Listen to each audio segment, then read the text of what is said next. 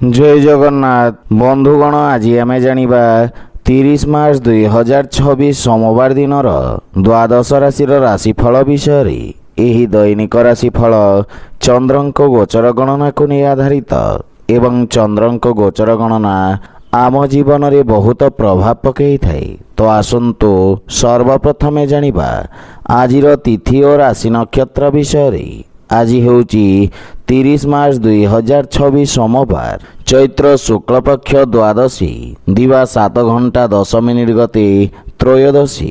आज मघा नक्षत्र दिवा 2 घंटा 48 मिनिट गते पूर्वा फाल्गुनी नक्षत्र। आज सिंह चंद्र अहोरात्र। आजिर सांवत्सरिक श्राद्ध त्रयोदशीर एकधिष्ट पार्वण। आजिर शुभ बेला प्रातः 5 घंटा 49 मिनिट रु 7 घंटा 28 मिनिट पर्यंत। आजिर सूर्योदय प्रातः 5 घंटा 49 मिनिट। आजिर सूर्यास्त संध्या 6 घंटा 8 मिनिट। आज कर्कट और मकर राशि पुरुष मानक घात चंद्र एवं मिथुन राशि घात बार। आज बैगण खाइबा निषिद्ध।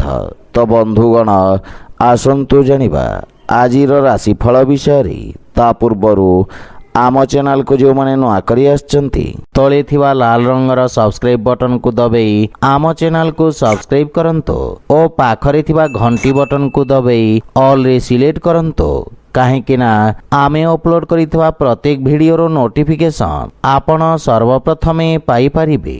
तो प्रथमे जानिबा मेष राशि विषय। आपणक राशि स्थान रु पंचम भाव रे चंद्रदेव को गोचर विद्यार्थी छात्र छात्री मानक पई विशेष महत्वपूर्ण रहिब। आपणक आत्मविश्वास रे वृद्धि घटिब। सुगंध निर्माण तथा अगरबत्ती व्यवसायी मानक विशेष लाभ परिणाम प्राप्ति हेब। आपणक समस्त कार्य को जन समर्थन मिलिब। रोजगार तथा व्यवसाय क्षेत्र रे आसुथिबा समस्त प्रकार अवरोध दूर हेब एवं परिस्थिति सामान्य हेबाकु लागिब। जीवन साथी कार्य क्षेत्र रे उन्नतिर प्रबल संभावना रही एवं परिवार रे हस खुशी और सुख शांतिर वातावरण लगी रहिब। परिवार सदस्यंक सहयोग आपण कोनसी नुआ परियोजनार प्रारंभ करिवे। मातांक सहित संपर्क रे सुधार आसिब एवं कोनसी प्रकार छोट यात्रार जोग रही। आर्थिक स्थिति क्षेत्र रे सुधार हेब किंतु व्यर्थ खर्च आर्थिक संतुलन को खराब करि पारे। परिवार रे कोनसी सदस्यंक स्वास्थ्य समस्या को नहीं आपण चिंतित रहिबे। आज आपण ओं नमः शिवाय मंत्र जप करंतो शुभ फल पाइबे। वृष राशि। आपणक चतुर्थ भाव रे चंद्रदेवंक गोचर कारणरू वाणिज्य व्यवसाय क्षेत्र रे बाधा विघ्न और समस्यार सम्मुखीन करबाकू पड़िब।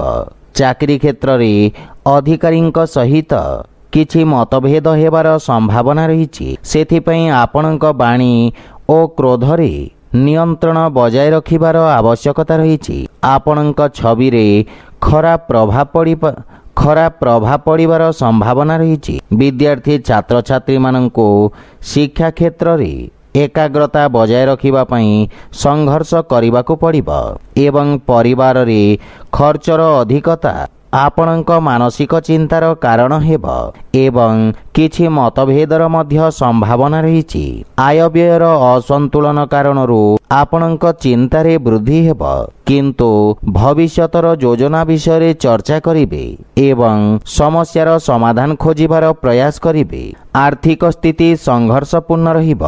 कोनसी प्रकार निवेशरू आपणंकु दूरे रहिबा उचित एवं आपणंक स्वास्थ्यावस्था मध्य सामान्य रहिब। विशेष करी उदर जनित स्वास्थ्य समस्या आपणंकु हैरान करिब। आज आपण हनुमान चालीसा पाठ करंतो शुभ फल पाइबे। मिथुन राशि। आपणंक राशि स्थानरू तृतीय भाव रे चंद्रदेवंक गोचर आपणंक समस्त कार्य रे सहयोग प्रदान करिब। आपण निज क्षमता को परखी कार्य क्षेत्र रे नुआ व्यक्तिंक सहित समन्वय स्थापित करिवे एवं नुआ कार्यर रूपरेखा प्रस्तुत करिवे तथा आपणंकु ଆଗକୁ ବଢ଼ିବାର ଅବସର ପ୍ରାପ୍ତି ହେବ। କାର୍ଯ୍ୟକ୍ଷେତ୍ରରେ ଅଧିକ ପରିଶ୍ରମ ବା ଗମ୍ଭୀରତାର ଆବଶ୍ୟକତା ରହିଛି। ରାଜନୈତିକ କ୍ଷେତ୍ରରେ ସଫଳତା ପ୍ରାପ୍ତି ହେବ ଏବଂ ସାମାଜିକ କ୍ଷେତ୍ରର ବିକାଶ ହେବ। ଅତ୍ୟଧିକ କାର୍ଯ୍ୟବ୍ୟସ୍ତତା ଓ ଖର୍ଚ୍ଚ କାରଣରୁ କିଛି ମାନସିକ ସମସ୍ୟାର ସାମ୍ନା କରିବାକୁ ପଡ଼ିବ। ଭାବନାତ୍ମକ ରୂପରେ ଆପଣ ସାମାନ୍ୟ ଦୁର୍ବଳ ରହିବେ ଏବଂ ପାରିବାରିକ ସାହାଯ୍ୟ ସହଯୋଗ ପ୍ରାପ୍ତି ହେବ। ଆର୍ଥିକ କ୍ଷେତ୍ରରେ ଅର୍ଥ ଦେବାନେବାକୁ ନେଇ ଆପଣ ବିଶେଷ ସାବଧାନ ରୁହନ୍ତୁ ଏବଂ କୌଣସି ପ୍ରକାର କ୍ରୟ ବିକ୍ରୟ ଭବିଷ୍ୟତକୁ ଧ୍ୟାନରେ ରଖି କରନ୍ତୁ। ଗଣ୍ଠି ପୀଡ଼ା ସମ୍ବନ୍ଧିତ ରୋଗୀ ନିଜ ସ୍ୱାସ୍ଥ୍ୟାବସ୍ଥାର ବିଷୟ ଧ୍ୟାନ ରଖନ୍ତୁ। ଆଜି ଆପଣ ଶିବ ଚାଲିସା ପାଠ କରନ୍ତୁ, ଶୁଭଫଳ ପାଇବେ। କର୍କଟ ରାଶି, ଆପଣଙ୍କ ରାଶି ସ୍ଥାନରୁ ଦ୍ୱିତୀୟ ଭାବରେ ଚନ୍ଦ୍ରଦେବଙ୍କ ଗୋଚର ଆପଣଙ୍କ ବାଣୀରେ ମାଧୁର୍ଯ୍ୟର ସଞ୍ଚାର କରିବ ଏବଂ ଆପଣ ନିଜ ବାଣୀ ଦ୍ୱାରା ସମସ୍ତଙ୍କୁ ପ୍ରଭାବିତ କରିବେ। କାର୍ଯ୍ୟକ୍ଷେତ୍ରରେ ସମ୍ବନ୍ଧର ବିଶେଷ ଲାଭ ମିଳିବ। ସମାଜରେ ଆପଣଙ୍କ ସକାରାତ୍ମକ ଛବିର ନିର୍ମାଣ ହେବ ଏବଂ ଆପଣଙ୍କ ସମସ୍ତ କାର୍ଯ୍ୟ ସଫଳତାପୂର୍ବକ ସମାପ୍ତ ହେବ। ବିଦ୍ୟାର୍ଥୀ ଛାତ୍ରଛାତ୍ରୀମାନେ ନିଜ ଅଭିବ୍ୟକ୍ତି କ୍ଷମତାରେ ବିକାଶ ଅନୁଭବ କରିବେ। ଭାଇ ଭଉଣୀଙ୍କ ସହିତ ଉତ୍ତମ ସମୟ ବ୍ୟତୀତ ହେବ ଏବଂ ସନ୍ତାନ ପକ୍ଷରୁ ସୁଖଦ ସମାଚାର ପ୍ରାପ୍ତି ହେବ ତଥା ପରିବାରର ପୂର୍ଣ୍ଣ ସହଯୋଗ ଆପଣଙ୍କ ଉପରେ ଲାଗି ରହିବ ଏବଂ ପାରିବାରିକ ଦୂରତ୍ୱର ଅନ୍ତ ଘଟିବ ତଥା ପରିବାରରେ ହସ ଖୁସି ଓ ସୁଖ ଶାନ୍ତିର ବାତାବରଣ ଲାଗି ରହିବ। ପ୍ରେମ ସମ୍ବନ୍ଧ ପାଇଁ ମଧ୍ୟ ସମୟ ବିଶେଷ ଅନୁକୂଳ ରହିଛି। ଆର୍ଥିକ କ୍ଷେତ୍ରର ବିକାଶ ହେବା ସହିତ ନୂଆ ସମ୍ବନ୍ଧରୁ ଆୟର ସ୍ରୋତରେ ବୃଦ୍ଧି ଘଟିବ।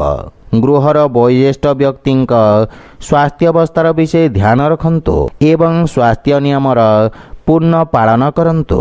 ଆଜି ଆପଣ ଭଗବାନ ବିଷ୍ଣୁଙ୍କ ଆରାଧନା କରନ୍ତୁ, ଶୁଭଫଳ ପାଇବେ। ସିଂହ ରାଶି, ଆପଣଙ୍କ ରାଶି ସ୍ଥାନରୁ ଚନ୍ଦ୍ରଦେବଙ୍କ ଗୋଚର ଆଜି ଆପଣଙ୍କୁ ରୋଜଗାର ବା କାର୍ଯ୍ୟକ୍ଷେତ୍ରରେ ନୂଆ ଅବସର ପ୍ରଦାନ କରିବ।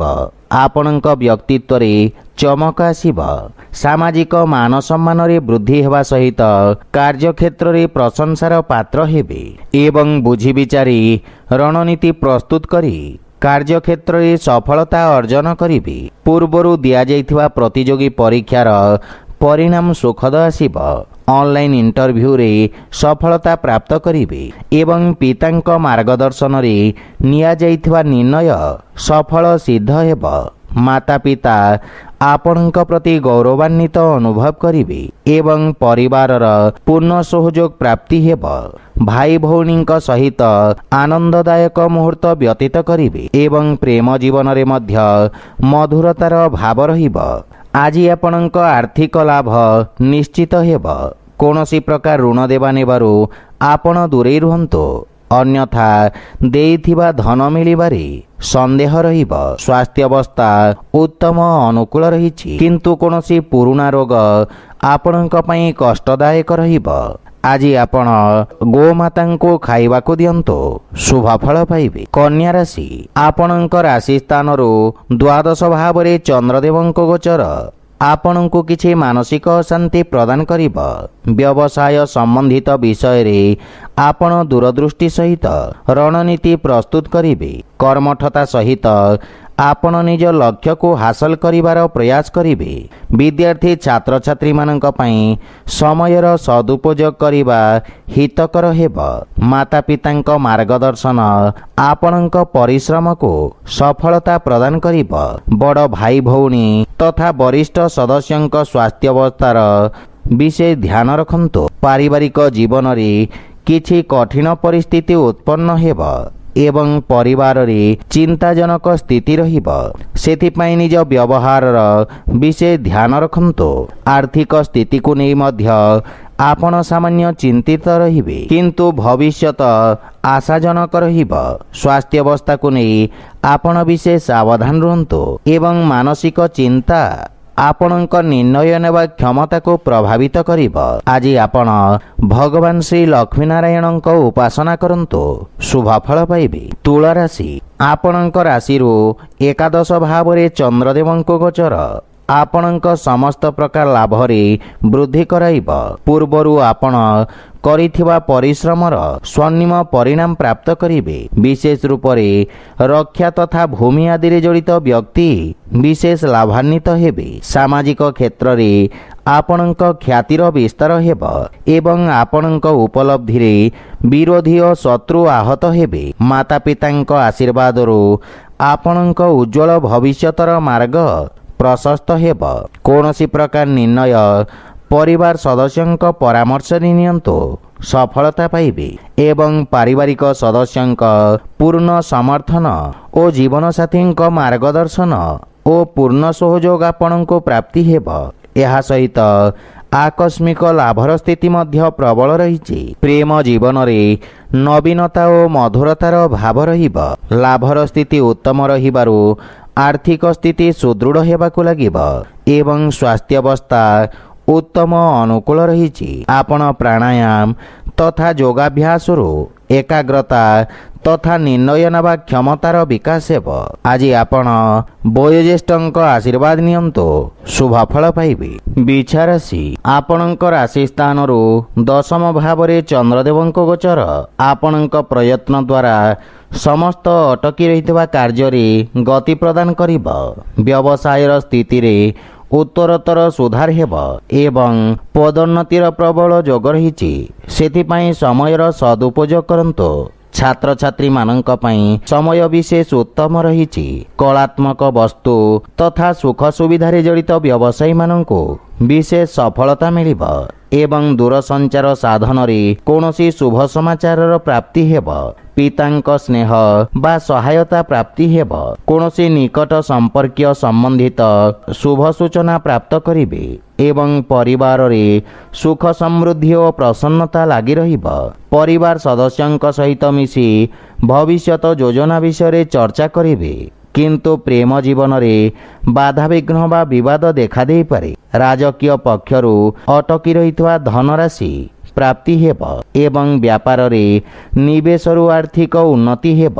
କିନ୍ତୁ ସ୍ୱାସ୍ଥ୍ୟ ପ୍ରତି ସଚେତ ରୁହନ୍ତୁ ଏବଂ ମୌସମୀ ଜନିତ ଫଳର ସେବନ ଯଥାସମ୍ଭବ କରନ୍ତୁ। ଆଜି ଆପଣ ଅସହାୟ ବ୍ୟକ୍ତିଙ୍କୁ ସାହାଯ୍ୟ କରନ୍ତୁ, ଶୁଭଫଳ ପାଇବେ। ଧନୁରାଶି, ଚନ୍ଦ୍ରଦେବଙ୍କ ଆପଣଙ୍କ ଭାଗ୍ୟ ଭାବରେ ଗୋଚର କାରଣରୁ ପୂର୍ବରୁ ଦେଖାଦେଉଥିବା ସମସ୍ୟାରୁ ମୁକ୍ତି ମିଳିବ। ଆପଣ ନିଜ ପରାକ୍ରମରେ ତଥା ବ୍ୟବସାୟ କ୍ଷେତ୍ରରେ ସୁଧାର କରିବାରେ ସଫଳ ହେବ ହେବେ। ଭାଗ୍ୟ ଆପଣଙ୍କ ସପକ୍ଷରେ ରହିବ ଏବଂ ଅସୁରକ୍ଷିତ କାର୍ଯ୍ୟ ତଥା ସେୟାର ମାର୍କେଟ ଆଦିରୁ ବିଶେଷ ଲାଭ ମିଳିବ। ରୋଜଗାର ପାଇଁ ପ୍ରୟାସ କରୁଥିବା ବ୍ୟକ୍ତିଙ୍କୁ ଶୁଭ ସମାଚାର ପ୍ରାପ୍ତି ହେବ। ବ୍ୟବସାୟ ସମ୍ବନ୍ଧିତ କୌଣସି ଲମ୍ବା ଯାତ୍ରାର ଯୋଗ ରହିଛି। ପରିବାର ସମ୍ବନ୍ଧିତ କୌଣସି ଶୁଭ ସୂଚନା ପ୍ରାପ୍ତି ହେବ। ସାମାଜିକ କାର୍ଯ୍ୟରେ ଆପଣଙ୍କ ସହଭାଗିତା ବୃଦ୍ଧି ପାଇବ। ଧାର୍ମିକ ଆଧ୍ୟାତ୍ମିକ କାର୍ଯ୍ୟ ପ୍ରତି ଆପଣଙ୍କ ରୁଚି ବଢ଼ିବ। ପିତାଙ୍କ ସ୍ୱାସ୍ଥ୍ୟାବସ୍ଥାରେ ସୁଧାର ଆସିବ। ପ୍ରେମ ଜୀବନ ବିଷୟରେ ଆପଣ ଭାଗ୍ୟଶାଳୀ ରହିବେ ଏବଂ ଆର୍ଥିକ ସ୍ଥିତିରେ ଉନ୍ନତି ଓ ସୁଦୃଢ଼ ହେବାକୁ ଲାଗିବ। ବକେୟା ଦେଇଥିବା ଧନ ଆପଣ ଆଜି ଫେରି ପାଇବେ ଏବଂ ପରିବାରରେ କୌଣସି ସଦସ୍ୟଙ୍କ ସ୍ୱାସ୍ଥ୍ୟାବସ୍ଥାକୁ ନେଇ ଚିନ୍ତିତ ରହିବେ। ବିଶେଷ କରି ରକ୍ତଚାପ ରୋଗୀ ନିଜ ସ୍ୱାସ୍ଥ୍ୟାବସ୍ଥାର ବିଷୟ ଧ୍ୟାନ ରଖନ୍ତୁ। ଆଜି ଆପଣ ଗୋମାତାଙ୍କୁ ଖାଇବାକୁ ଦିଅନ୍ତୁ, ଶୁଭଫଳ ପାଇବେ। ମକର ରାଶି, ଆପଣଙ୍କ ଅଷ୍ଟମ ଭାବରେ ଚନ୍ଦ୍ରଦେବଙ୍କ ଗୋଚର କାରଣରୁ ଆପଣଙ୍କୁ ସମସ୍ତ କାର୍ଯ୍ୟରେ ସାବଧାନ ରହିବାର ଆବଶ୍ୟକତା ରହିଛି। ବ୍ୟବସାୟ ସମ୍ବନ୍ଧିତ କୌଣସି ଅପ୍ରିୟ ସମାଚାର ଆପଣଙ୍କୁ ନିରାଶ କରିବ। ବିଦ୍ୟାର୍ଥୀମାନଙ୍କୁ ଏକାଗ୍ରତା ବଜାୟ ରଖିବାରେ ଅଧିକ ପରିଶ୍ରମ କରିବାକୁ ପଡ଼ିବ। କୌଣସି ନୂଆ କାର୍ଯ୍ୟର ପ୍ରାରମ୍ଭ କରିବା ପାଇଁ ସମୟ ଅନୁକୂଳ ନୁହେଁ। ଜୀବନସାଥୀଙ୍କ ସ୍ୱାସ୍ଥ୍ୟ ସମ୍ବନ୍ଧିତ କିଛି ସମସ୍ୟାର ସାମ୍ନା କରିବାକୁ ପଡ଼ିବ ଏବଂ କିଛି ସମ୍ପତ୍ତି ସମ୍ବନ୍ଧିତ ବ୍ୟୟ ଆପଣଙ୍କୁ ଚିନ୍ତିତ କରିବ। କିନ୍ତୁ ଭାଇ ଭଉଣୀଙ୍କ ସମ୍ପର୍କରେ ସୁଧାର ଆସିବ।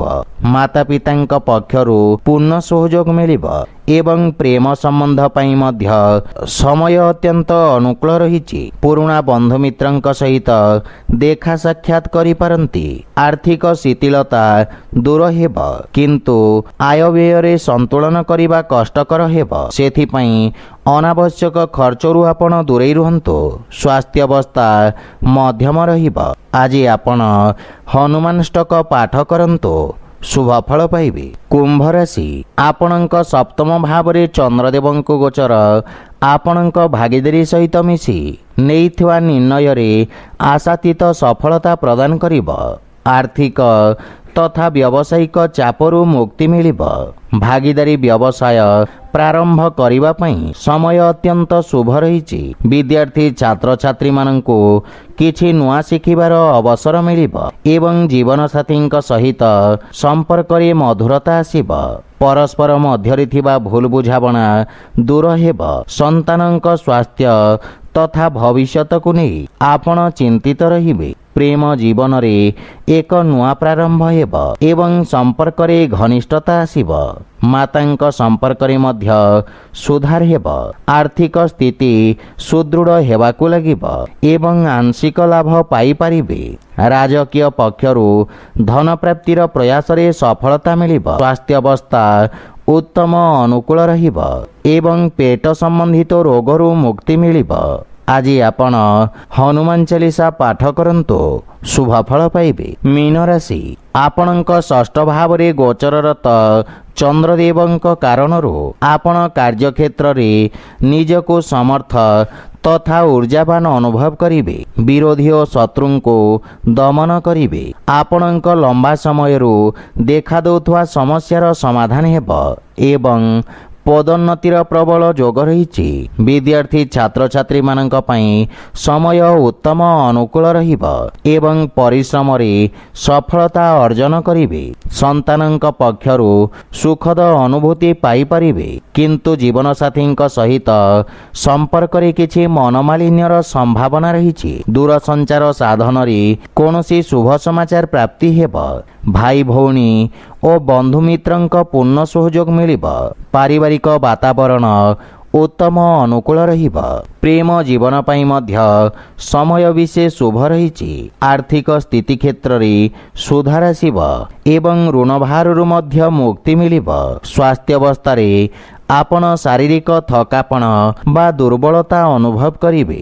ଆଜି ଆପଣ ସୂର୍ଯ୍ୟଦେବଙ୍କୁ ହଳଦୀ ମିଶ୍ରିତ ଜଳ ଅର୍ପଣ କରନ୍ତୁ, ଶୁଭ ଫଳ ପାଇବେ। ତ ବନ୍ଧୁଗଣ, ଏହା ଥିଲା ଆଜିର ରାଶିଫଳ ବିଷୟରେ। ଯଦି ଭିଡ଼ିଓଟି ଆପଣମାନଙ୍କୁ ଭଲ ଲାଗିଥାଏ, ଲାଇକ୍ ସେୟାର ଓ କମେଣ୍ଟ କରି ଜଣାନ୍ତୁ ଏବଂ ଆମ ଚ୍ୟାନେଲକୁ ସବସ୍କ୍ରାଇବ୍ କରନ୍ତୁ। ଜୟ ଜଗନ୍ନାଥ।